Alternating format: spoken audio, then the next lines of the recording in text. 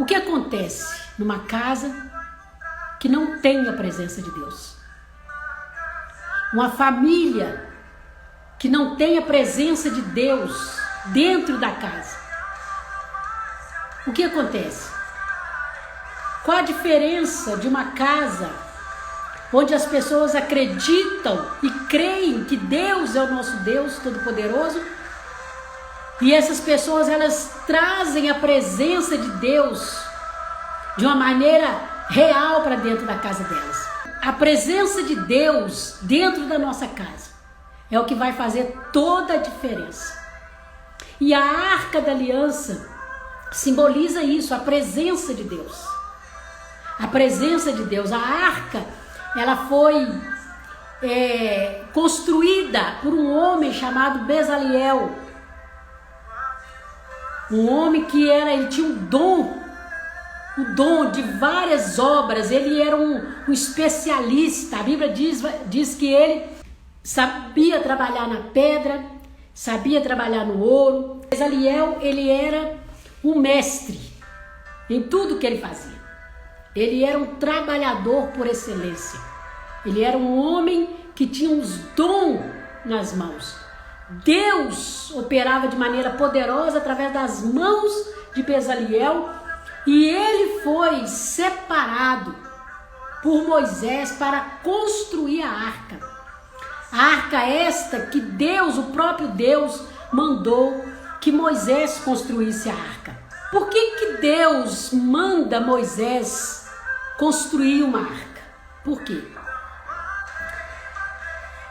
A palavra de Deus, nós vamos ver em toda a palavra de Deus, que Deus ele sempre buscou formas de alcançar o homem. O propósito de Deus, o objetivo de Deus é salvar a humanidade. O objetivo de Deus é que ninguém se perca. Ele quer que todos sejam salvos, né? O Filho de Deus veio para isso, com esse propósito, de salvar toda a humanidade. Mas desde o princípio, desde lá de Gênesis, Deus vem criando estratégias para salvar o homem, para trazer o homem para a presença dele. E ao longo da história nós vamos ver que o homem foi se afastando de Deus. Foi se afastando, e a ponto deles se tornarem escravos de Faraó. Durante 400 anos, o povo de Deus, o povo escolhido de Deus, o povo que Deus havia feito uma promessa lá no livro de Êxodo, capítulo 12, quando Deus promete a Abraão e fala com Abraão: saia do meio do teu povo, do meio da tua casa, do meio da tua parentela e vá para um lugar que eu te mostrarei. Ali Deus faz uma aliança com Abraão. E Deus fala com Abraão assim: olha, eu abençoarei os que te abençoarem, amaldiçoarei os que te amaldiçoarem. Em ti, Abraão, serão benditas todas as famílias da terra. Então, este era o propósito de Deus, essa era a aliança que Deus tinha feito. Que todas as famílias da terra fossem abençoadas através desta aliança, desta promessa que Deus faz a Abraão. Só que o tempo passa, o povo vai se afastando da presença de Deus, né?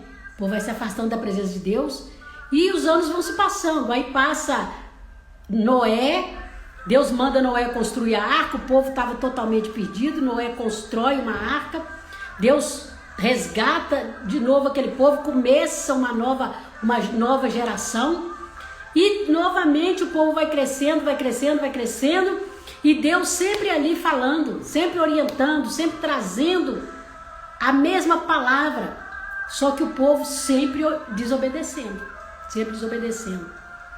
E vai chegar um momento que o povo fica como escravo durante 400 anos. E o povo ali escravo durante 400 anos, é onde Deus levanta um homem chamado Moisés. Deus levanta Moisés para que Moisés tire o povo da escravidão. Para que o povo seja resgatado novamente. Deus quer reafirmar a aliança dele com o povo. E aí tem toda aí uma história, nós, né, passou aí até na televisão há pouco tempo, a história, né, de quando eles saem dali do Egito, as pragas, a abertura do mar, a dança de Miriam, enfim, o povo está caminhando ali pelo deserto para chegar até Canaã. Canaã, que era a terra prometida. Só que aquilo que era para o povo tomar posse em 40 dias.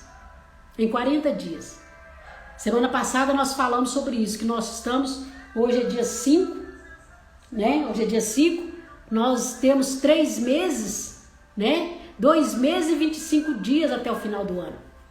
Nesses 2 meses e 25 dias, Deus pode fazer muitas coisas na nossa vida. Deus pode fazer na nossa vida em apenas 1 segundo. Mas nós temos 2 meses e 25 dias. E quando Deus tira aquele povo do Egito,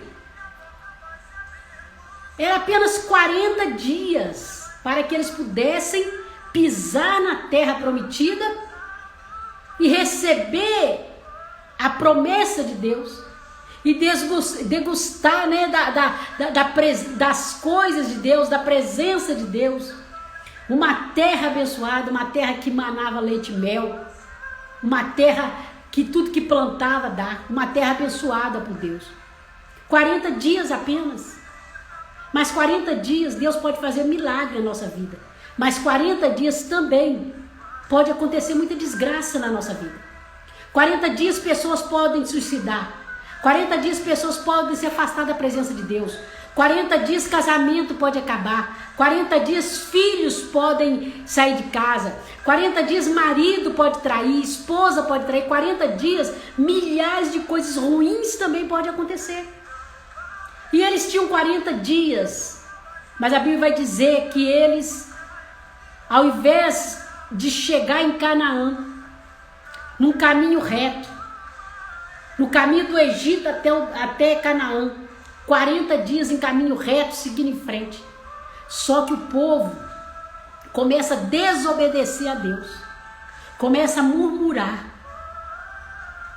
Todos vocês sabem que no deserto, o calor é mais de 40 graus no deserto, durante o dia.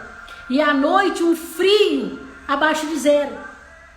Mas o povo hebreu, quando eles estavam atravessando ali o deserto, Deus estava cuidando deles o tempo todo.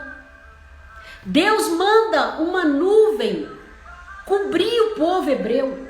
Aquela nuvem durante o dia, ela era uma nuvem fresca, que trazia sombra e frescura debaixo dela, e o povo podia caminhar na sombra.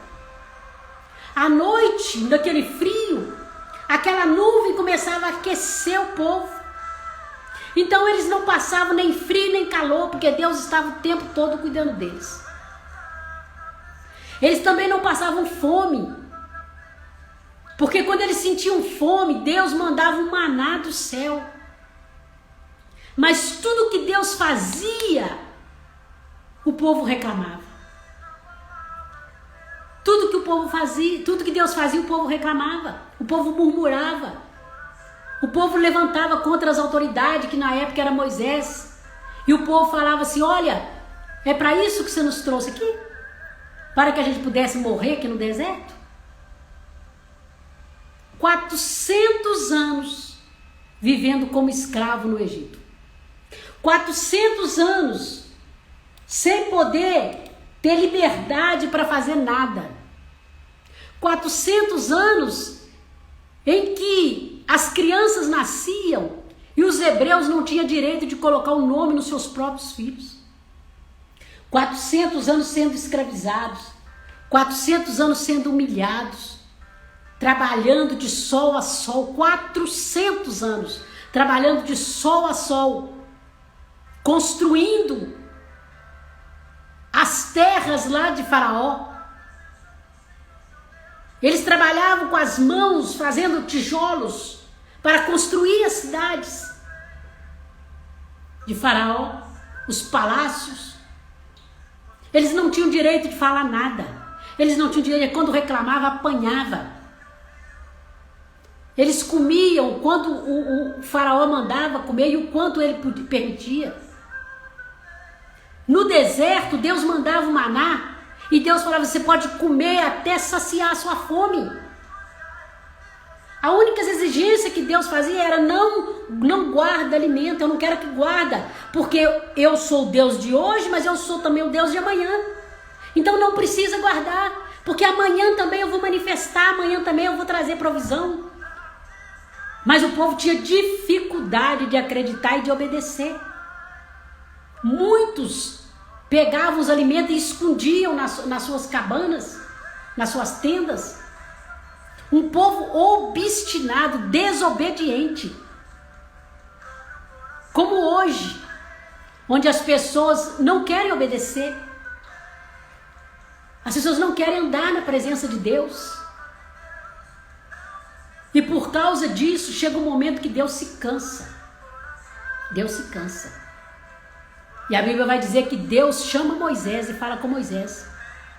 Está aqui no livro de Êxodo, capítulo 33. Livro de Êxodo, principalmente no capítulo 33. É quando Deus vai falar com Moisés assim, olha, eu estou cansado já. Eu não vou mais andar com o povo. A nuvem representava Deus. Deus ali o tempo todo guiando eles no deserto. Aí Deus fala assim, eu não vou mais com eles. Não vou mais. E aí, quando Deus fala que não vai mais, Moisés fica angustiado e fala, Senhor, se o Senhor não for, nós também não vamos. Eu não vou sair daqui sem a tua presença. É quando então Deus manda construir a arca.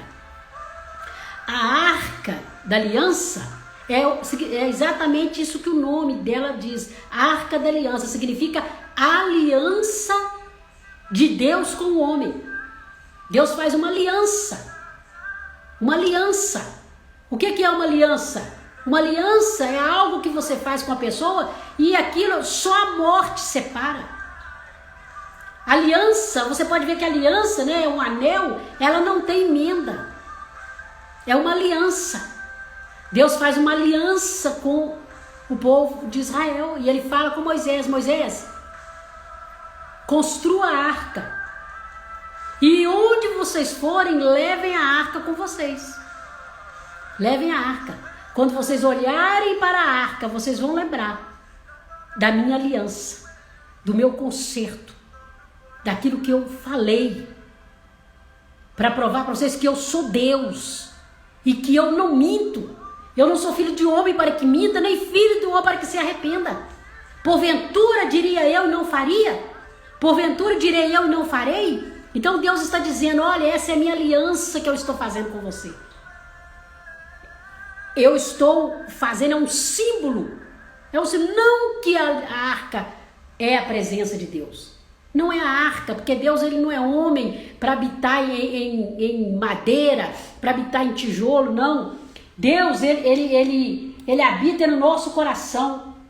Mas ele falou assim, olha, eu estou fazendo isso aqui como um símbolo. É apenas um símbolo da aliança. Quando vocês olharem para a arca, vocês vão lembrar desse símbolo que eu fiz com vocês. Dessa aliança que eu fiz com vocês. E por isso que Deus manda construir esta arca. E Abinadab, de acordo com a orientação de Moisés, que constrói essa arca. E o povo começou a sair com a arca. Onde eles iam, eles levavam a arca. Eles iam numa guerra, eles iam com a arca.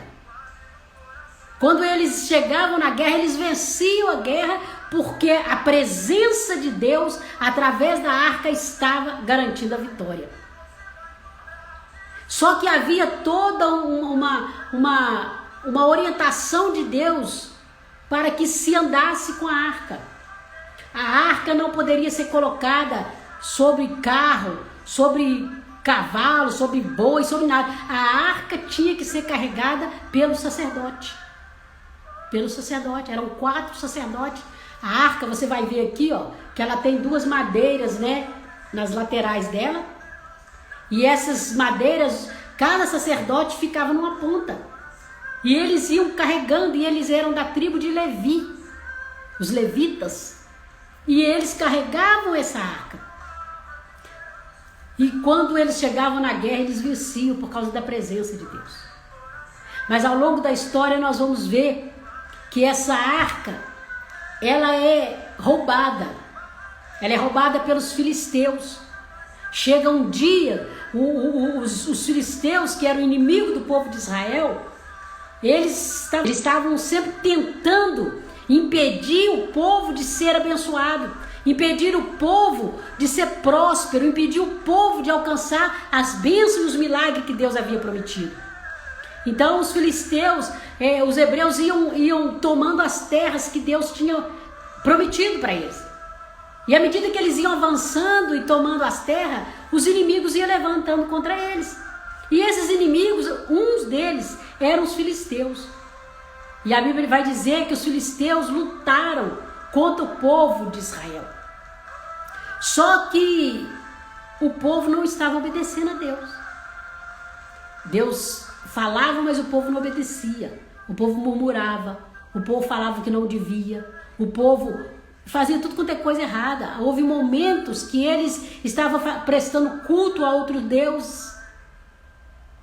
Quando Moisés sobe para falar com Deus e deixa Arão, o povo começa convence Arão a fazer um Deus de ouro para eles, e eles fazem ali uma estátua ali e começam a adorar. Então o povo, o coração deles é obstinado, desobediente. Então eles começam a adorar a estátua, ao invés de adorar o Deus Todo-Poderoso, Criador dos céus e da terra. E por causa disso, eles entram numa peleja contra os filisteus, mas Deus não garante a vitória para eles naquele dia. A Bíblia diz que mais de 30.000 israelitas morreram ali naquela batalha. E aí o que aconteceu?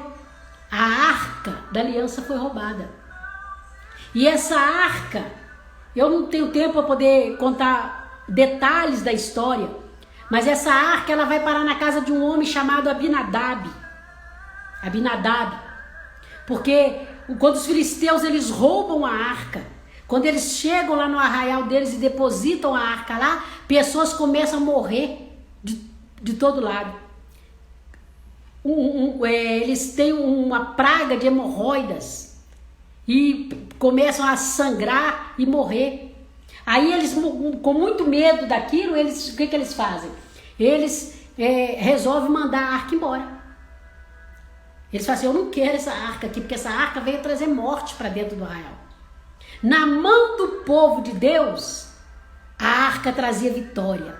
Na mão do povo de Deus, a arca trazia bênção.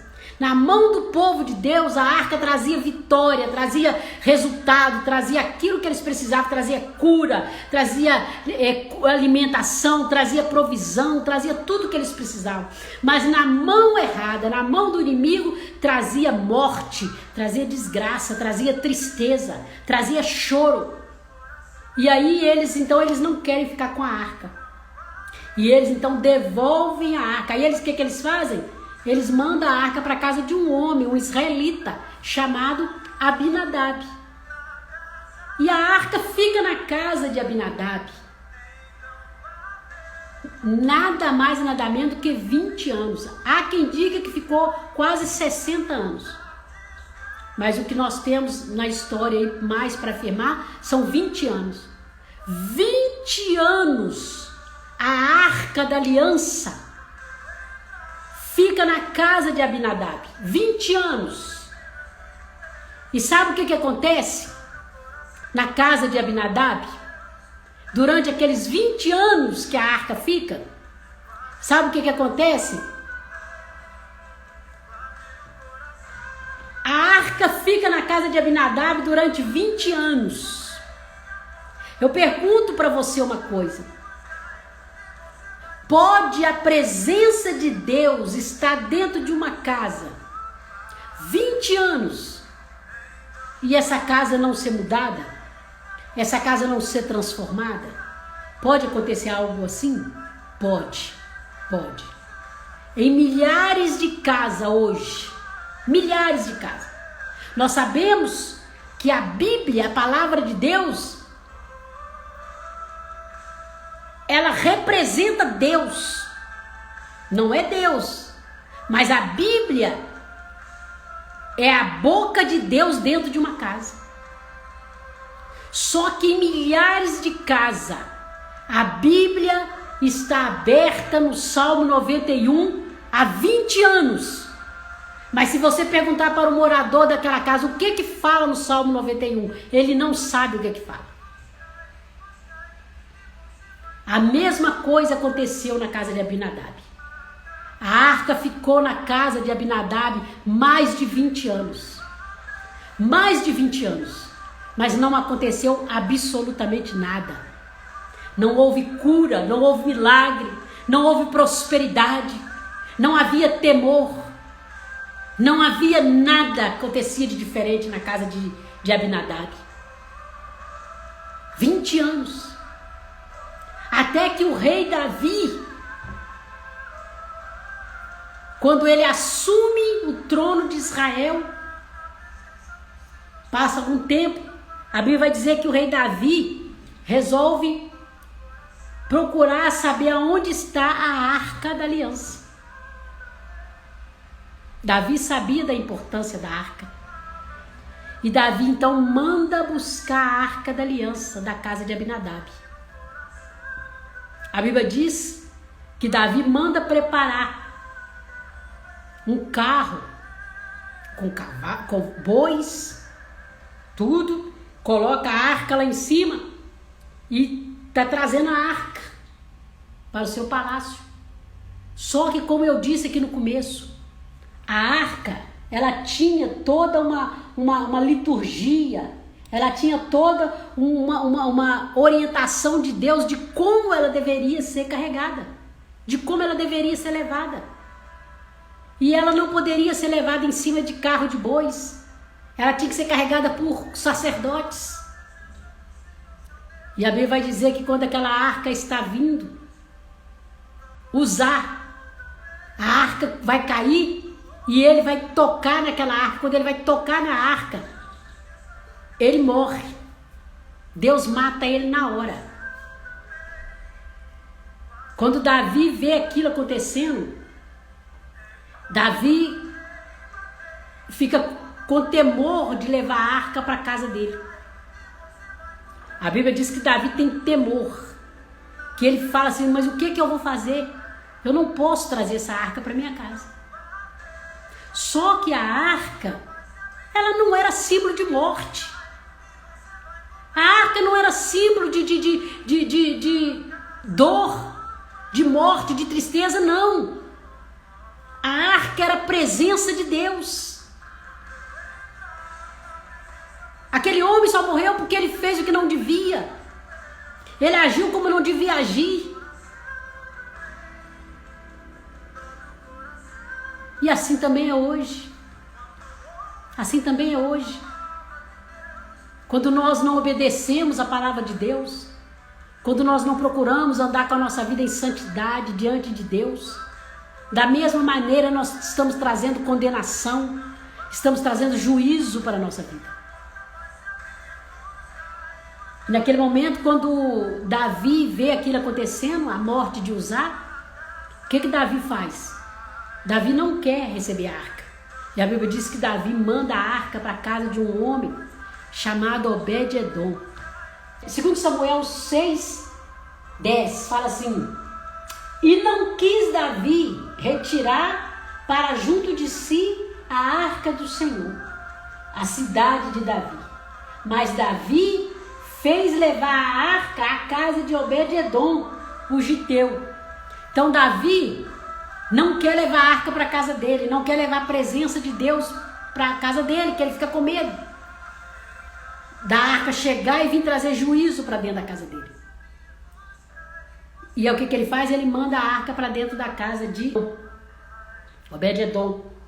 E a Bíblia fala assim, em 2 Samuel 6:11, e ficou a arca do Senhor em casa de Obed-edom, o giteu, 3 meses, e abençoou o Senhor a Obed-edom, e a toda a sua casa.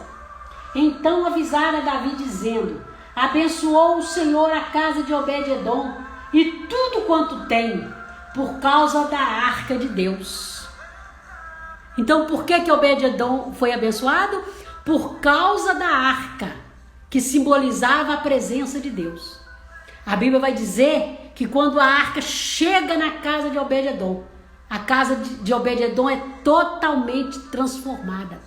E aqui fala que toda a casa, ou seja, a esposa, tudo foi mudado, tudo foi transformado. A casa de Obed-edom foi mudada. Falar aqui em 2 Samuel capítulo 6, que houve mudança, que houve transformação, quando ele fala aqui que houve a presença de Deus dentro da casa dele. Abençoou o Senhor a Obed-edom e a toda a sua casa. E aqui fala aqui no versículo 12 fala, por causa, e tudo quanto tinha, Obed-edom foi abençoado por causa da arca de Deus. Então, além de Obed-edom ser abençoado, tudo que ele tinha foi abençoado, por causa da presença de Deus dentro da casa de Obed-edom. Eu quero dizer para você que está aqui nesta noite, já terminando aqui a nossa live. Talvez você fale assim, mas o que tem isso a ver? Isso aí é lá no Antigo Testamento. Isso aí está falando de Moisés, de Obed-edom. Está falando da lei. Nós estamos no Novo Testamento, na graça. O que isso tem a ver? Nós estamos falando da presença de Deus dentro da casa de uma pessoa. A arca é apenas um símbolo, mas toda a Bíblia aponta para Jesus.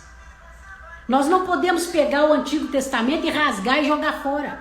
Se fosse assim, você rasgava e ficava só com o Novo Testamento. Aqui no livro de 2 Timóteo 3 fala assim: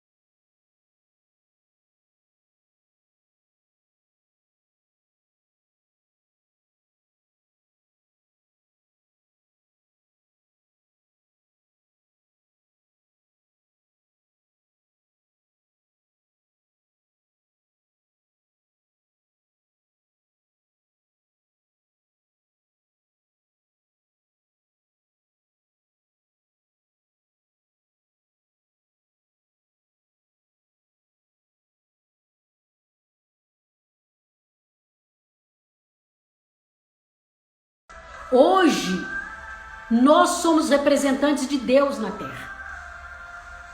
Quando Jesus ele sobe aos céus, ele fala que a nossa responsabilidade aqui é ir pregar o evangelho a toda criatura.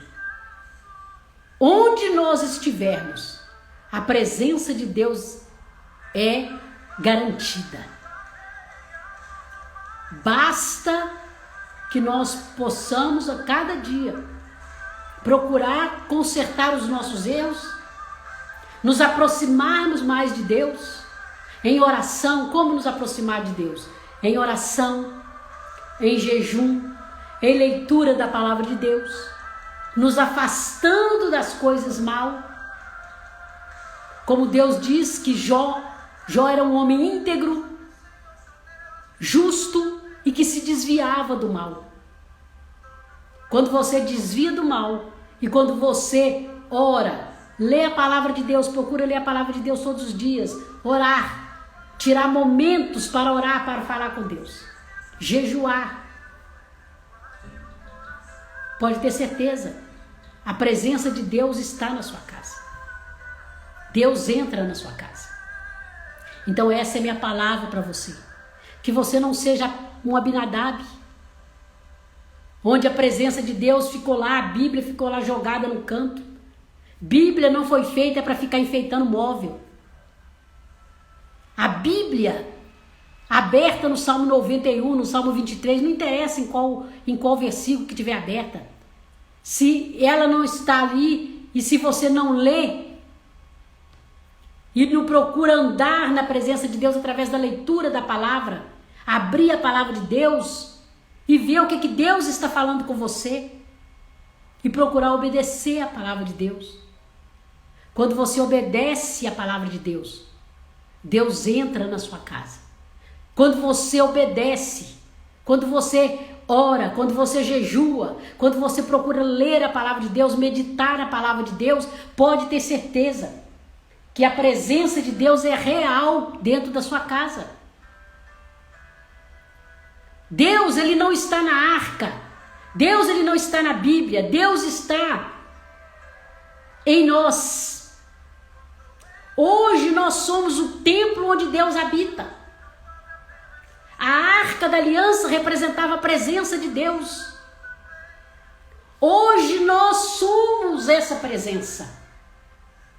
Quando nós entramos em um banco, não somos nós que estamos entrando, é o próprio Deus que está entrando.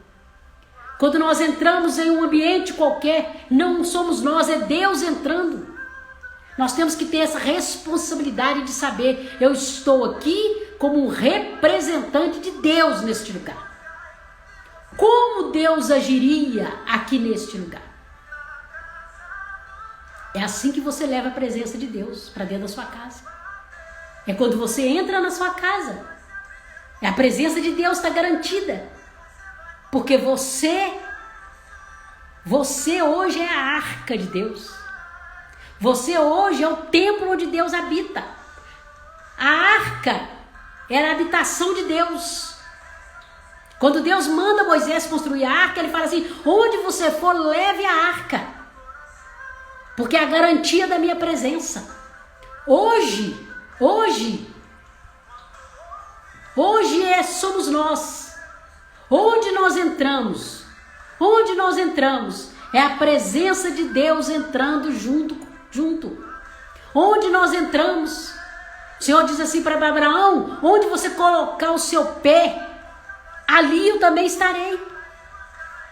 Então, a presença de Deus hoje, ela é levada não mais através da arca da aliança, mas nós somos responsáveis por levar a presença de Deus para dentro das casas, para onde nós formos. Então, esta é minha palavra para você que entrou aqui nesta noite. Você hoje é o templo onde Deus habita. Deus, ele já não habita mais numa arca. Hoje Deus habita dentro de nós. Deus habita dentro de mim. Deus habita dentro de você. Nós somos responsáveis por levar a presença de Deus onde nós formos. Onde nós formos. Amém?